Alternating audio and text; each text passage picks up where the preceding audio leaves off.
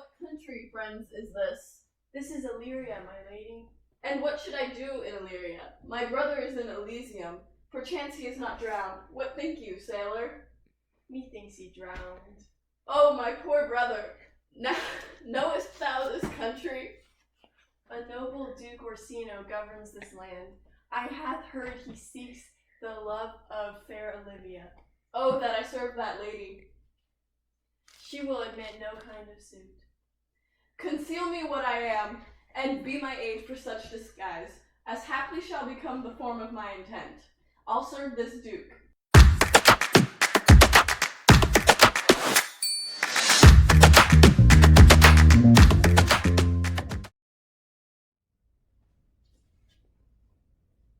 Thank thee, lead me on. If music be the fruit of love, play on. Give me excess of it, that surfeiting. The appetite may sicken and so die, that strain again. It had a dying fall. Oh, it came over my heart like the sweet sound that breathes upon a bank of violets, stealing and giving odor. Enough, no more. 'Tis not so sweet now as it was before. O spirit of love, how quick and fresh art thou, that notwithstanding thy capacity receiveth as the sea, not enters there, of what validity and pitch soever, but falls into abatement and low price, even in a minute. So fall of shapeness is fancy, that it alone is fantastical. When mine eyes did see Olivia first, that instant was I turned into a heart. How now, what news from her? The element itself, till 7 years' heat, shall not behold her face at ample view. A brother's dead love, which she would keep fresh and lasting in her sad remembrance. That quaffing and drinking will undo you. I heard my lady talk of it yesterday, and of a foolish knight that you brought in here one night to be her wooer. Who, Sir Andrew? Aye, he's a very fool and a prodigal. He's a great quarrel, but that he hath the gift of a coward. That add, moreover, he's drunk nightly in your company. For here comes Sir Andrew. Sir Toby Belch. How now, Sir Toby Belch? Sweet Sir Andrew. Bless you, fair shrew. And you too, sir. Fare thee well. I thought, too, I'll ride home. Halt, but Olivia. Your niece will not be seen, or if she be, it's 4 to 1, she'll none of me. She'll none owe the count. There is life in your situation. I'll stay a month longer. The Duke continues to favor you, Cesario. He hath known you but 3 days, and already you are no stranger. Here comes the Duke. Dear lad, thou knowest me well. Go then, unfold the passions of my love. Go tell Olivia the discourse of my dear faith. I'll do my best to woo your lady. What a strife! Whoever I woo myself would be his wife. Madam, there is at the gate a young gentleman who much desires to speak with you. From the Duke Orsino, is it? I know not, madam, 'tis a fair young man. Who of my people hold him in delay? Sir Toby. Fetch him off, I pray you. If it be a suit from the Duke, I am sick, or not at home. Do what you will to dismiss it. Yon young fellow swears he will speak with you. I told him you were sick, but he still comes to speak with you. I told him you were asleep, but he still comes to speak with you. Let him approach. We will once more hear Orsino's embassy. Veil. The honorable lady of the house, which is she? Speak to me. I shall answer for her. Your No. will? Most radiant, exquisite, and unmatchable beauty. I have taken great pains to con my speech. I would loathe to be cast away. Whence came you, sir? Good gentle one, give me modest assurance, if you be the lady of the house, that I may proceed in my speech. I am. I will on with my speech in your praise, and then show you the heart of my message. My lord and master loves you. Oh, such love could be but recompensed, though you were crowned beauty without equal. Your lord does know my mind. I cannot love him. He took his answer long ago. In your denial I find no sense. Why? What would you? Cry out, Olivia. Oh, you should not rest between the elements of air and earth, but you should not pity me. Get you to your lord. I cannot love him. Let him send to more, unless perchance you come to see me again. Farewell, fair cruelty. Farewell, fair cruelty.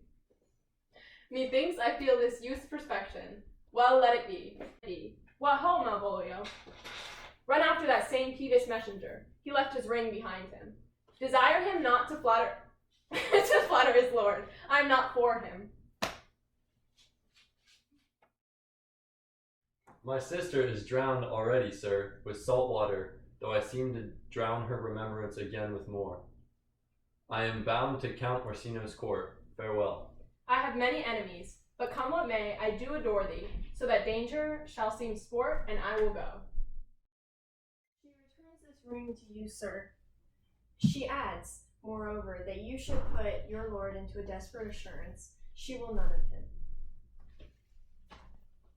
I left no ring with her. What means this lady? She loves me sure, poor lady. She were better love a dream.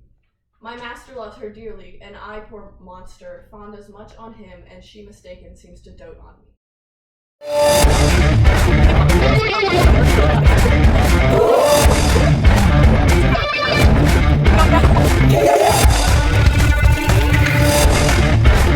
For the love of God, peace. Is there no respect for place, person, or time here? Olivia shall know of it by this hand. I will drop in his way some obscure letters of love, wherein by the color of his beard, the shape of his leg, the manner of his gait, the expression of his eye, forehead, and complexion, he shall find himself most feelingly personated. I can write very like my lady, your niece. On a forgotten matter, we can hardly make distinction of our hands. Excellent. I smell a device. I have it in my nose, too. Give me some music. Come hither. For such as I am, all true lovers are, unstaid and skittish, in all motions else save in constant image of the creature that is beloved. Thine eyes hath stayed upon some favor that is love. Hath it not, boy? A little by your favor. What kind of woman is it? Of your complexion, about your years, my lord.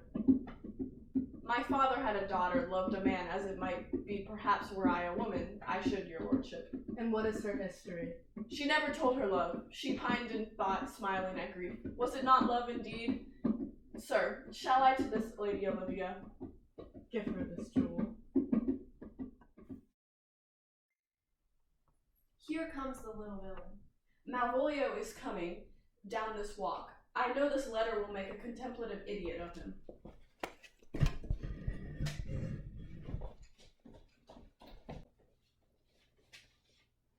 Oh, peace. Contemplation makes a rare turkey cock of him. Pistol him, pistol him. Peace, peace. What employment have we here? By my life, this is my Lady Olivia's hand. This by her very handwriting. To whom should this be?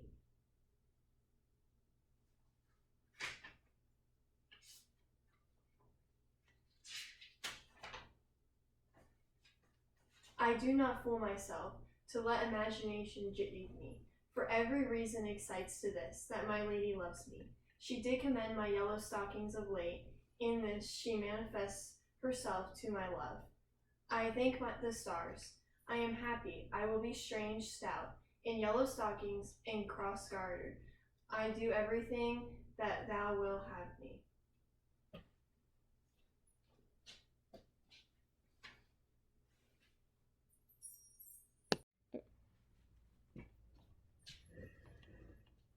I could marry this wench for this device.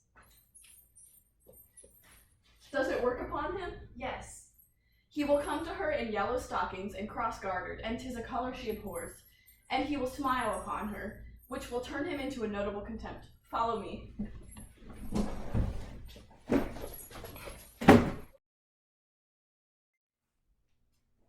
Save you, gentlemen.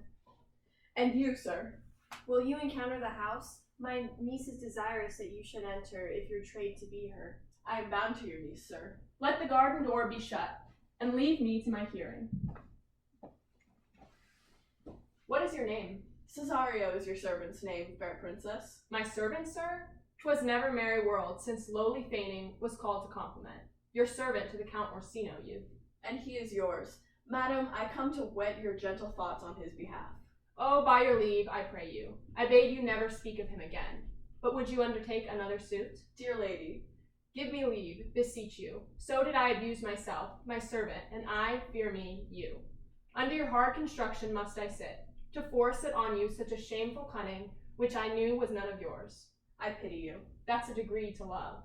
No, not a grise, for 'tis a vulgar proof that very oft we pity enemies. By innocence I swear, and by my youth, I have one heart, one bosom, and one truth, and that no woman has, nor never none shall mistress be of it, save I alone. And so adieu, good madam. Never more will I my master's tears to you deplore. Yet come again, for thou perhaps mayest move thou heart, which now abhors to like this love. I'll not stay longer, for I saw Olivia do more favors to the court's serving man than she ever bestowed upon me. She did show favor to him in your sight, only to awaken your valor. Challenge the Count's youth to a duel. Hurt him in 11 places. Olivia shall take note of it, and your valor shall earn her favor. Taunt him with the license of ink by writing a letter, and I shall deliver it. Go.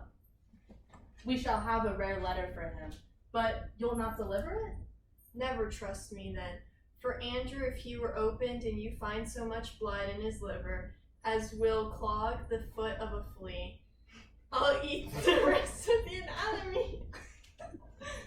Okay.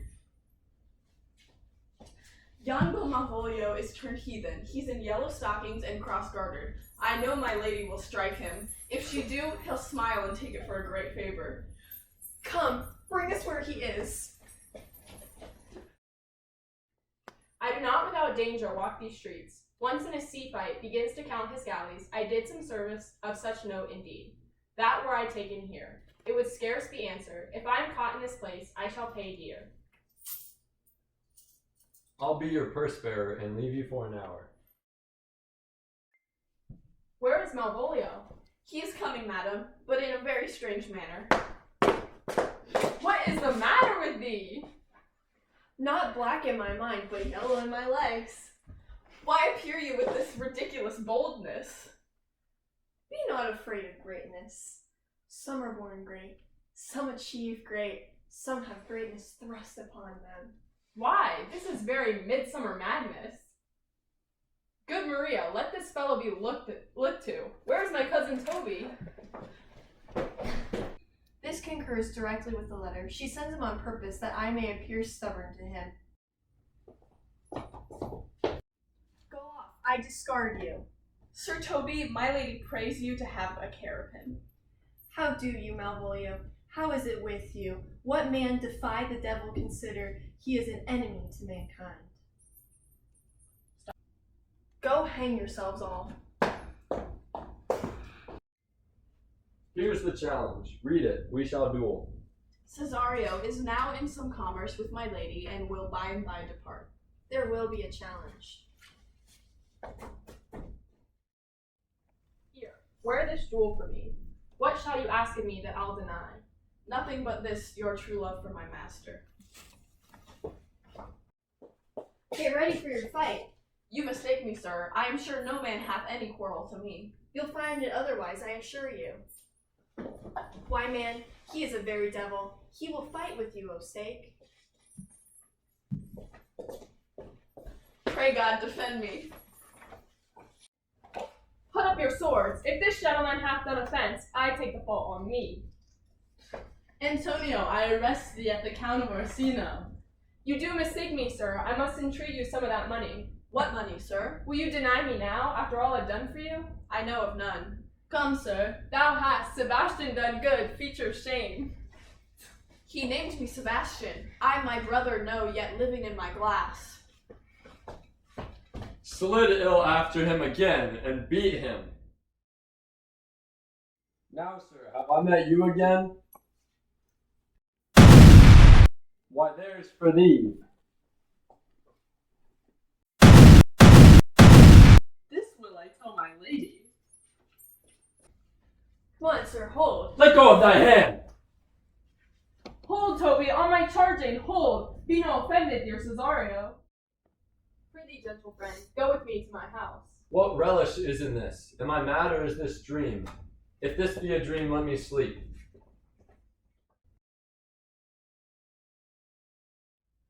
This may be some error, but no madness. Yet doth this accident and flood of fortune so far exceed all hopes. Blame not this haste of mine. What do you say to our time of celebration? I'll follow and go with you ever will be true.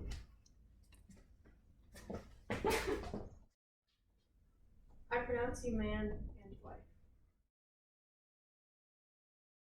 Here comes the man, sir, that did rescue me.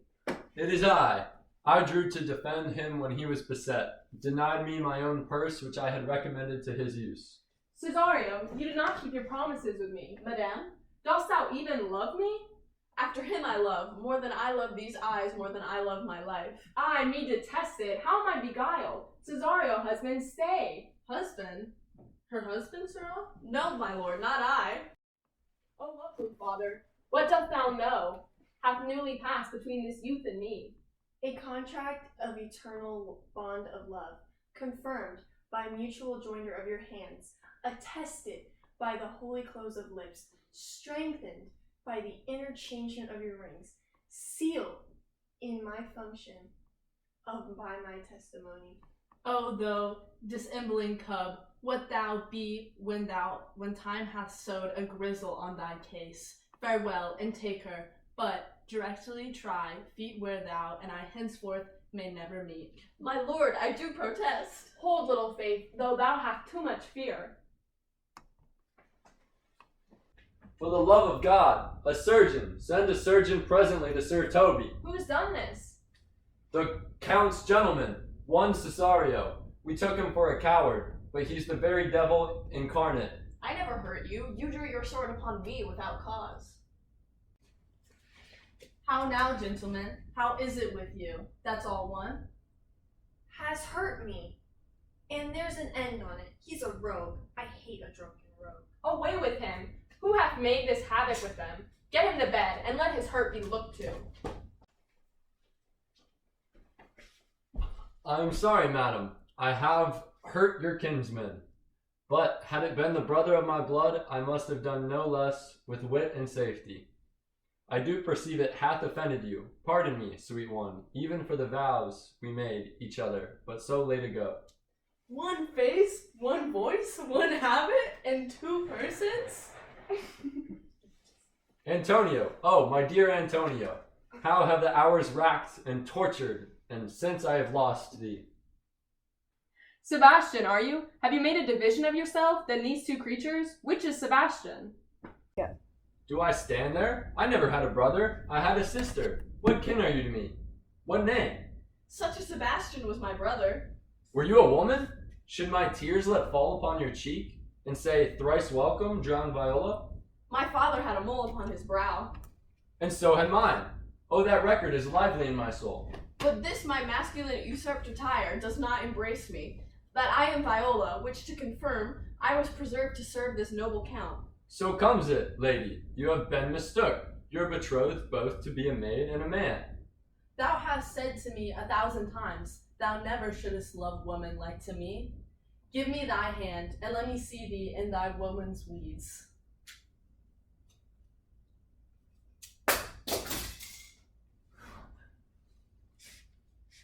And since you call me master for so long, here is my hand. Shall from this time be your master's mistress. A sister! You are she!